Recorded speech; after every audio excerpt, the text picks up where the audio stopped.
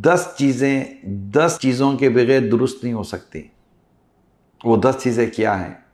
आइए सुनते हैं मेरे आका फारूक आज़म रज़ियल्लाहु ताला अन्हु के मुबारक इरशादात। सुभान अल्लाह। आप फरमाते हैं तक़वे के बगैर अक्ल दुरुस्त नहीं हो सकती। तक़वा हराम छोड़ने का नाम है, तक़वा गुनाह छोड़ने का नाम है, तक़वा खुदा से डरने का नाम है। इल्म के बगैर फजीलत दुरुस्त नहीं हो सकती। खौफ खुदा के बगैर कामयाबी दुरुस्त नहीं हो सकती। इंसाफ के बगैर बादशाहत दुरुस्त नहीं हो सकती। अदब के बगैर हस्ब दुरुस्त नहीं हो सकता। अमन के बगैर खुशी दुरुस्त नहीं हो सकती।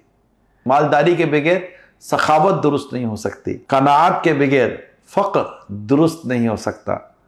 आजिज़ी के बगैर बुलंदी दुरुस्त नहीं हो सकती और तौफीक के बगैर जिहाद दुरुस्त नहीं हो सकता। सुभान अल्लाह।